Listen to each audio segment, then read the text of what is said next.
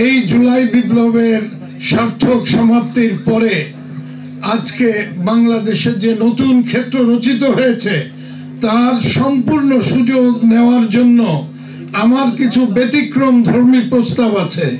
South Korea একবার military অভ্যুত্থান হওয়ার পরে সে দেশের যত এই ধনীরা টাকা পয়সা নিয়ে পাচার করেছিল তাদেরকে দক্ষিণ কোরিয়ার সিউলে স্টেডিয়ামে আন্ডারওয়্যার পরায়ে দাঁড়া করে মাজায় দড়ি দিয়ে বেঁধে রাখা হয়েছিল।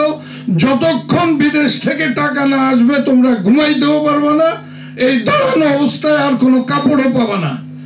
আমি অন্তর্বর্তী সরকারের কাছে দাবি জানাই, এই সমস্ত চোর বাটপার তাদের অর্থের দ্বারা সমৃদ্ধশালী হয়ে জেলখানায় বসে বাড়ির থেকে আরামের খাবার নিচ্ছে, রিমান্ডের নামে কয়দিন পরে তারা ফেরত চলে এসছে, এরা জীবনেও টাকা ফেরত আনবে না।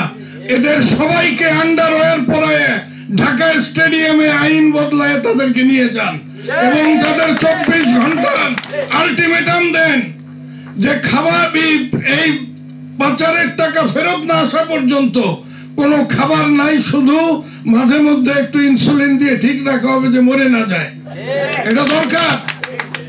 আর যারা আজকে আওয়ামী লীগের জন্য মায়া কান্না করেন তাদের উদ্দেশ্যে বলতে চাই, হয়তো আপনার ভাই মারা যায় নাই, হয়তো আপনার বোন মারা যায় নাই, ইজ্জত নষ্ট হয় নাই। এই স্বৈরাচার বাংলাদেশে 17 বছরে যে নির্যাতন নিষ্পেষণের স্টিম রোলার চালিয়েছে, এর নেতা উপনেতা পাতিনেতা কর্মী পর্যন্ত প্রত্যেককে বিচারের আওতায় আনতে হবে, নাহলে শহীদদের ইজ্জতের তাদের প্রতি অবিচার করা হবে। আর আমাদের কথা বলার আগে আরেকটা অন্তর্বর্তী সরকারের কাছে বলি, অন্তর্বর্তী সরকার তো আছেন এবং আমাদের ছাত্র ভাইরা যারা আন্দোলনে ছিলেন তাদের কিছু কিছু কথায় মনে বড় কষ্ট লাগে। আপনারা যারা রথযাত্রা দেখছেন, রথযাত্রা দেখেন, হিন্দুদের রথযাত্রা যে হয়, তো যখন টানে নিয়ে যায় এক কবি লিখছিল, রথ ভাবে আমি, দড়ি ভাবে আমি, আড়ালে বসিয়া হাসেন অন্তর্যামী। অর্থাৎ সবাই যার যার মতো ক্রেডিট নিতে চায়। বাংলাদেশে 17 বছরের রাজনৈতিক আন্দোলনে, স্বেচ্ছাচার বিরোধী আন্দোলনে বাংলাদেশ জাতীয়তাবাদী দলের চেয়ে সর্বোচ্চ ত্যাগ আর কেউ করেছে যারা দাবি করে তাদেরকে আমি নিন্দা জানাই। মাঠ প্লাউ করেছি, ফসল বুনেছি, ফসল হয়েছে, হলুদ রং ধরেছে, সেই সময় কেটে আনলে সমস্ত ধান আপনি বানান নাই। যারা করেছেন স্বীকার করি, কিন্তু এই অবদানকে অস্বীকার করে যারা বাজে কথা বলেন তাদের উদ্দেশ্যে বাংলাদেশ জাতীয়তাবাদী দলের একজন নগণ্য কর্মী হিসেবে হুঁশিয়ার উচ্চারণ করতে চাই। চেষ্টা করে দেখেন, স্বৈরাচার চেষ্টা করেছে, এরশাদ চেষ্টা করেছে, 111 ওরা চেষ্টা করেছে, কিন্তু বাংলাদেশের জাতীয়তাবাদী দলকে কিচ্ছু করতে পারে নাই। আগামীতে আমরা ক্ষমতা চাই না, একজন বলেছে চাই না তো, কিন্তু জনগণ দিবে, নির্বাচন দিয়ে দেখেন। সাহস থাকলে আপনারা দেন না কেন, এই যে গণভোট দেন যে জনগণ কি চায়। আর বলেন সংস্কার শেষ না করে দেওয়া যাবে না, তার একটা কথা বলি, আমরা মুসলমানরা জানি যে সার্বভৌমকে একমাত্র আল্লাহ, আর রাষ্ট্রের আমরা ধরে নিছি সার্বভৌমকে জাতীয় সংসদ, জনগণের ভোটে নির্বাচিত জাতীয় সংসদ। এটা পাল্টাইতে পারে, সংযোজন করতে পারে, বাদ দিতে পারে। আপনারা আজকে যদি মনে করেন যে আপনারা যা যা করে দিয়ে গেলেন, আপনাদের মন মতো করে দিয়ে গেলেন, নেক্সট জাতীয় সংসদ এটা পাল্টাইতে পারে না? অবশ্যই পারে। অতএব ওই সংস্কার শেষ হওয়া না পর্যন্ত নির্বাচন দিবেন না, এই গো ধরে বসে থাকেন না। এই গো ধরে বসে না থেকে বাংলাদেশে নির্বাচন দেন, ফ্রি ফেয়ার নির্বাচন দেন। বাংলাদেশের মানুষ যাদেরকে দেয়, বিএনপি অলরেডি তার 31 দফা সংস্কারের প্রস্তাব দিয়েছে, তার প্রত্যেকটা যুক্তিসঙ্গত এবং গণতান্ত্রিক ব্যবস্থার জন্য আন্দোলন হয়েছে। গণতান্ত্রিক ব্যবস্থার বিকল্প যদি সারা পৃথিবীতে থাকতো তাহলে উন্নত বিশ্বে তো এগুলো করতো, যে অন্তর্বৃত্তি দিয়ে দেন, এটা হবে না। আপনারা বিপ্লবী সরকার না, আপনাদের দেওয়া হয়েছে একটা সামান্য দায়িত্ব সম্পন্ন করে আপনারা নির্বাচন দিবেন, দিচ্ছেন না, অবিলম্বে দেন। আর এটা তো বললাম জাতীয়, আর নিজেদের কিছু স্বার্থের কথা বলি। আমরা 2 কোটি লোক বিদেশে আসি, আমাদের ভাই এই যে আমাদের প্রেস ক্লাবের মাননীয় সভাপতি বলছেন প্রায় 2 কোটি। অনেক প্রোগ্রাম আছে, আমাদের নেতা যাবেন, বারবার ফোন আসতেছে, আমি নিজেই দেখতেছি, এখনই শেষ করে দেব। শুধু এই কথা বলি, প্রবাসীদের অনেক কষ্ট, তারা ওইখান থেকে টাকা পাঠাবে, এখানে ব্যাংক যে কই পাইলেন, আরে আমরা যদি নাই পেয়ে থাকি তাহলে তো ওইখানেই আমার আটকাবে। এইখানে প্রবাস থেকে সরকারি চ্যানেলে টাকা পাঠাইলে ওইখানে কোথায় পাইছে সেই ইনকোয়ারি করার দায়িত্ব তো আপনার না, ওই দেশের সরকারের। এইটা বন্ধ করতে হবে। এই দেশে দেখেন, মানে নিজেদের 2-4টে কথা 5 মিনিট শেষ হয়ে যাবে। আমরা গত বিএনপি সরকারের শেষ সময়ে ওপেন অ্যাপ্লিকেশন আহ্বান করে ওই বাড়িধারার ওইদিকে শট্টলার কৃতি সন্তান জনাব আমির খসরু মাহমুদ চৌধুরী, জনাব গিয়াস আহমেদ, জনাব জনি ভাই, জনাব থাকলাদার ভাই এবং নিয়োগ থেকে আগত এবং এখানকার অন্যান্য নেতৃবৃন্দ, আসসালামু আলাইকুম। সম্মানিত সাংবাদিক ভাইয়েরা, আসসালামু আলাইকুম। ঐতিহাসিক বন্দর নগরী চট্টগ্রাম কালুরঘাট বেতার কেন্দ্র থেকে একটি মাত্র বিপ্লবী কণ্ঠস্বর ভেসে আসলো। আমি মেজর জিয়া বলছি, বাংলাদেশের স্বাধীনতা ঘোষণা করছি। ওনার বজ্রকণ্ঠ শোনার সাথে সাথে আমরা বাংলাদেশের আপামর জনসাধারণ সবাই মুক্তিযুদ্ধে ঝাঁপিয়ে পড়লাম। আমরা কল্পনা করতে পারি নাই, দুঃখের সাথে বলতে হয়, আমরা দ্বিতীয়বার মুক্তিযুদ্ধ করতে হবে, আমাদের মানুষ আবার লাখ লাখ মানুষ মারা যাবে, এটা আমরা কখনো কল্পনা করতে পারি নাই। এই ব্রিটিশ সরকার বিদায় হয়েছে, আমি বক্তব্য দীর্ঘায়িত করবো না। আমরা সবাই দলমত নির্বিশেষে একাত্রে কাজ করে আগামী দিনে তারেক জিয়ার নেতৃত্বে সুন্দর বাংলাদেশ গড়ে তুলব, এই আশা ব্যক্ত করে আমার বক্তব্য শেষ করছি। আসসালামু আলাইকুম। দেশের স্বাধীনতা সার্বভৌমত্ব হুমকির মুখে ফেলে দিয়েছেন, দেশের অর্থনীতি ধ্বংস করে দিয়েছিলেন। আমরা প্রবাস থেকে তখন আন্দোলনে ঝাঁপিয়ে পড়ি। আমাদের চাওয়া পাওয়ার কিছু ছিল না। আমরা চেয়েছি একটি স্বাধীন দেশ, একটি গণতান্ত্রিক দেশ, যে দেশের মানুষের মৌলিক অধিকার, ভোটের অধিকার থাকবে। সংগ্রামী সাথী ও বন্ধুগণ, আমার বক্তব্য দীর্ঘায়িত করব না। আপনারা জানেন, বাংলাদেশের রাজধানী ঢাকা, বহির্বিশ্বের রাজধানী নিউ ইয়র্ক। আমরা যখন বিরোধী দলের কোন নেতা নেত্রীকে জেলে পড়ে, তখন আমরা সাথে সাথে আমরা প্রতিবাদে ফেটে উঠি। জাতিসংঘের সামনে, স্টেট ডিপার্টমেন্টের সামনে, ওয়ার্ল্ড ব্যাংকের সামনে আমাদের একটি দাবি ছিল, ওই demand free, fair and credible election in Bangladesh. আজকে খসরু ভাই আই উইটনেস, আমরা আমার বক্তব্য বলবো না, আমি খসরু ভাই থেকে আপনি জানতে পারবেন আমরা প্রবাস থেকে কি কাজ করছি। ধন্যবাদ সবাইকে। খুদা হাফেজ। বাংলাদেশ জিন্দাবাদ, বাংলাদেশ জাতীয় জিন্দাবাদ, শহীদ অমর হোক। আজকে সভার সম্মানিত সভাপতি, সুযোগ্য পরিচালক এবং প্রধান অতিথি, যাকে আমরা প্রবাসী খসরু ভাই বলে জানি, সে খসরু উপস্থিত আছেন। সুপ্রিয় সাংবাদিক বৃন্দ, আমি ব্যাপক আলোচনা যাব না, আমি খসরু ভাইয়ের দৃষ্টি আকর্ষণ করে 2টি প্রবাসীদের কথা বলবো। তা আমি গত শুক্রবার প্রায় 1 জুন 9 বছর 7 মাস পরে দেশে ফিরেছি। আপনারা হয়তো জানেন, দীর্ঘদিন দেশে ফিরতে পারি নাই কি জন্য। যাই হোক, সে আলোচনায় যাব না। আমি আমার এই 5 দিনের অভিজ্ঞতার আলোকে যেটা বুঝলাম, দেশে যে অস্থিরতা অবস্থা, আজকে প্রত্যেকটা সেক্টরে, তত্ত্বাবধায়ক সরকার আমরা আশাবাদী ছিলাম। আমার মনে হয় তারা হিমশিম খাচ্ছে। তা আমি বলবো যে অবিলম্বে একটি নির্বাচনের ব্যবস্থা করে, যে দাবিটা ছিল আমাদের যৌক্তিক, ছাত্র আন্দোলনে যেমন তারা তাদের কোটা নয় মেধার জন্য আন্দোলন করেছিল, আমরা অবিলম্বে একটা ফেয়ার ফ্রি ইলেকশন দিয়ে ভোটাধিকার ব্যবস্থা করে, যাতে আমরা প্রবাসীরা দেশ উন্নয়নে একটি আমরা আস্থার জায়গা খুঁজে বের করে যাতে বাংলাদেশে ইনভেস্ট করতে পারি, সেই অনুরোধ রাখছি।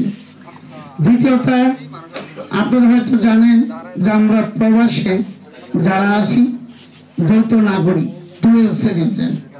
তা আমরা যদি রেমিটেন্স যোদ্ধা হই এবং আমরা যদি আমেরিকাতে লোকাল নির্বাচনে mayor, commissioner, senate, congressman, house of representative অংশগ্রহণ করতে পারি, তা আমরা দেশের নির্বাচনে আমরা কেন পারবো না? সেই ব্যাপারে খুশির দৃষ্টি আকর্ষণ করে বলছি, ইতিপূর্বে আমরা বর্তমানে 17 জন বহির্বিশ্ব নেতা অবস্থান করছি ঢাকাতে, তার মধ্যে 5 জন নির্বাহী কমিটির মেম্বারও আছেন। আমাদের একটাই দাবি, যাতে আমরা আমাদের জাতীয় নির্বাচন as well as আমরা যাতে লোকাল নির্বাচনে অংশগ্রহণ করতে পারি, সে ব্যাপারে খুশরু ভাই কর্তৃপক্ষের সঙ্গে ঊর্ধ্বতন পর্যায়ে এই ব্যাপারটা নিয়ে আলোচনা করবেন। আর আমরা অবিলম্বে একটি, আবার আমি উল্লেখ করছি, সুষ্ঠু নির্বাচনের ব্যবস্থা করে দেশ গঠনে প্রবাসীদেরকে অংশগ্রহণের সুযোগ করে দিন। আমরা একটি নিরাপদ জায়গা আছে যেখানে আমরা প্রবাসীরা ইনভেস্ট করে দেশের উন্নয়নের, বিদেশের আমাদের যারা ইন্টালেকচুয়াল, যারা বিশেষজ্ঞ, যারা এক্সপার্ট আছেন, প্রত্যেককে, যারা ইনভেস্টর আছেন, যারা উদ্যোক্তা আছেন, প্রত্যেককে ইনভাইট করে দেশে একটা আমরা ইনভেস্টমেন্ট করে দেশের উন্নয়ন এগিয়ে নিতে পারি। এই বলে আমি আমার বক্তব্য শেষ করার আগে দেশনায়ক তারেক রহমানের নেতৃত্বে কেন্দ্রীয় নির্বাহী কমিটির অন্যতম সদস্য, যুক্তরাষ্ট্রের মূলধারার রাজনীতিবিদ গিয়াস আহমেদ সহ মঞ্চে উপবিষ্ট সকল নেতৃবৃন্দ, উপস্থিত যারা আজকের এই অনুষ্ঠানে উপস্থিত হয়েছেন, তাদের সবাইকে, ইলেকট্রনিক্স এবং প্রিন্ট মিডিয়ার সদস্যবৃন্দ যারা রয়েছেন, সকলকে শ্রদ্ধা জানিয়ে আমি শুধু দুই একটি কথা বলবো, যেহেতু টাইম নির্ধারণ করে দেওয়া হয়েছে। আপনারা ইতিমধ্যেই বক্তাগণ তাদের আমাদের প্রবাসীদের যে অবদান আমরা বিভিন্ন সময় রাখার চেষ্টা করছি এবং ভবিষ্যতেও রাখব। তবে আমাদের সবাই যারা নেতৃত্বে আছেন, আমি একটা জিনিসই শুধু উপলব্ধি করে বুঝি, শহীদ জিয়ার আদর্শে উদ্বুদ্ধ বাংলাদেশি জাতীয়তাবাদে আগামী দিনের রাষ্ট্রনায়ক তারেক রহমানের নেতৃত্বে সৎ, যোগ্য এবং দয়ালু, সৎযোগ্য দয়ালু রাষ্ট্র যারা রাজনীতি করে তারা যেন সামনের দিকে আসতে পারে। আপনারা সেই সুযোগ আপনারা করে দেবেন এবং আমরা আগামীতে শহীদ জিয়ার যে আদর্শিক রাজনীতি, সেই বাংলাদেশি জাতীয়তাবাদে উদ্বুদ্ধ হয়ে আমরা দেশের কাজে আমরা আবার অংশগ্রহণ করব। আপনাদের সবাইকে আমার প্রাণ ঢালা। আপনারা জানেন 111 আন্দোলনের পরে আমরা যে ভূমিকা রেখেছিলাম সেটা আজ আপনারা, বিশেষ করে সাংবাদিক ভাইয়েরা, আপনারা জানেন। আমার কিছু কথা বলতে হয়। তদানীন্তন এরশাদ সরকারের পতনের পরে এবং আমরা যখন বিএনপি আমরা যখন দায়িত্ব নিয়েছিলাম, আমাদেরকে 111 মাধ্যমে ক্ষমতাচ্যুত করে যে ভূমিকা রেখেছিল মঈনুদ্দিন সরকার, তার বিরুদ্ধে আমরা যে আন্দোলন করেছি, সেখানে আমরা প্রথম ইউরোপের জার্মানি আমরা একটা সহকর্মীকে নিয়ে একটি আন্দোলন করতে যাচ্ছিলাম। ঠিক সেই মুহূর্তে আমাকে আমাদের আজকের সভার সভাপতি জনাব আমাদের মামা লতিফ মামা আমাকে ফোন করে বললেন, তোমরা যেটা করতে চাচ্ছ সেটা ওইভাবে না করে সারা বিশ্বব্যাপী এটা করলে আমার মনে হয় অনেক ভালো হবে। আমি তার কথা মোতাবেক আমাদের সাবেক ইউকে বিএনপির সভাপতি মরহুম কর্মদিনের সাথে কথা বলে এবং ইউরোপের সবাইকে নিয়ে আমরা একটা মিটিং করি এবং আমেরিকা আমাদের দায়িত্ব নিয়েন এবং সারা বিশ্বের দায়িত্ব নিয়ে আমাদের প্রদীপ মামা আমাদেরকে বলেন তোমরা ওই সাইডটা কভার করো, আমরা এই সাইড কভার করি। দেশের ভয়াবহ অবস্থায় আমাদেরকে মাঠে নামতে হবে এবং আমাদেরকে আন্দোলন করতে হবে সারা বিশ্বব্যাপী। জাতি পরিপ্রেক্ষিতে 42টি দেশ নিয়ে আমরা আন্দোলন করি, একটি সমাবেশ করি এবং বিশ্ব সমাবেশ, সেই সমাবেশ থেকে আমরা ঘোষণা দেই সেখানে যেভাবেই হোক আজকে আমাদেরকে এই স্বৈরাচারী সরকারকে, সামরিক বাহিনীকে উৎখাত করতে হবে এবং একটি গণতান্ত্রিক সরকার প্রতিষ্ঠিত করতে হবে এবং সারা বিশ্বব্যাপী আমরা আমাদের দলকে সুপ্রতিষ্ঠিত করার লক্ষ্যে প্রত্যেকটা দেশে আমরা একে অপরে যাই এবং সেখানে আমাদের ইয়াস ভাই আমাদেরকে সহযোগিতা করেছেন, তিনিও ওতপ্রোতভাবে সেটার সাথে ছিলেন। আমাদের কানাডা থেকে আমি দেখেছি একজন ফাইসাল সাহেব ছিলেন, বিভিন্ন প্রত্যেকটা দেশের নেতৃবৃন্দ সেখানে অংশগ্রহণ করেছিলেন এবং পরবর্তীতে আমরা বিশাল আকারে সারা বিশ্বব্যাপী আন্দোলন করি এবং সেই সমাবেশ থেকে আমরা প্রতিজ্ঞাবদ্ধ করেছিলাম যতদিন পর্যন্ত বাংলাদেশ জাতীয়তাবাদী দল ক্ষমতা না আসবে এবং দেশের মানুষের মুক্তি না আসবে আমরা আমাদের আন্দোলন চালিয়ে যাব। অতঃপর আমরা যেটা করেছি আপনারা জানেন, 1/11 পরে যে আন্দোলন আপনারা দেখছেন, এরপরে স্বৈরাচারী শেখ হাসিনা ক্ষমতায় আসার পরে আমাদের আবারও সেই ভূমিকা পালন করতে হয়েছে। আমরা প্রত্যেক বহির্বিশ্বের প্রত্যেকটা জায়গায় আমরা অবস্থান নিয়েছি। European union, united nation, Geneva convention, ইউএনডিপির সামনে আমরা প্রতিরোধ করে গড়ে তুলেছি। আন্তর্জাতিক মহলে আমরা আমাদের দেশের স্বৈরাচারী সরকারের যে অত্যাচার তা আমরা তুলে ধরেছি। আমরা পাশাপাশি আমরা লবির কাজ করেছি। আমরা সেখানে পেয়েছি আমাদের আমির খসরুকে, তিনি অনেক সময় তাকে তার উপরে প্রচন্ড বাধা সৃষ্টি করার পরেও আমাদের লবির কাজে তিনি এসেছেন এবং প্রত্যেকটা প্রোগ্রামে তিনি অংশগ্রহণ করেছেন এবং দেশের রাজনৈতিক অবস্থা, দেশের স্বৈরাচারী শেখ হাসিনার অবস্থানটাকে তিনি তুলে ধরেছেন। আজকে শেখ খসরু ভাই আমাদের মাঝে রয়েছেন, সারা বিশ্বে তার অবস্থান আমাদের কাছে উজ্জ্বল হয়ে রয়েছে। খসরু ভাই আরেকটি কথা আমার সবসময় মনে পড়ে, তিনি সবসময় বলতেন আমাদের কোনো মিডিয়া নাই, আমাদের জন্য কোনো মিডিয়া কাজ করবে না, এখন আমাদের একটাই কাজ করতে হবে ফেসবুকে। আমাদের সেই ফেসবুকে তোমরা সবাইকে বলে দাও সবাই যেন ফেসবুক ব্যবহার করে এবং সেই থেকে আমরা ইউরোপ থেকে সবাইকে উৎসাহিত করেছি আমাদের একমাত্র মিডিয়া ফেসবুক এবং সেটার জন্য আমি খসরুকে আমাদের ইউরোপ এবং বিশ্ব থেকে আপনাকে আন্তরিক অভিনন্দন জানাচ্ছি। আজকে সেই ফেসবুকের মাধ্যমেই আমাদের মিডিয়া ছিল এবং সারা বিশ্ব এবং বাংলাদেশের যে আপনার আন্দোলন করেছিলেন সেই আন্দোলনের ফসল আমরা পেয়েছি ছাত্র জনতার মাধ্যমে। যারা আজকে ছাত্র জনতা শহীদ হয়েছেন তাদের প্রতি আমাদের শ্রদ্ধা, যারা আজকে ছাত্র জনতার পঙ্গ পেয়েছেন তাদের প্রতি আমাদের শ্রদ্ধা রয়েছে এবং যারা আজকে ছাত্র জনতা আজকে আমাদের স্বাধীনতা দিয়েছেন, আজকে 20-22 বছর পরে আমরা দেশে আসতে পেরেছি এবং বিদেশের থেকেও আমরা আন্দোলন করেছি। আজকে আন্দোলনের ফসল হিসেবে আজকে ছাত্র জনতার মাধ্যমে আমরা নতুন দেশ পেয়েছি এবং স্বাধীনতা পেয়েছি। আমরা এই স্বাধীনতাকে রক্ষা করব। আমাদের এক ভাই বলেছেন আমরা আন্দোলন করি গণতন্ত্র রক্ষার জন্য। বিএনপির একটি আন্দোলন গণতন্ত্র রক্ষা এবং ভোটের অধিকারের জন্য। আমরা ভোটের অধিকার জন্য আন্দোলন করছি।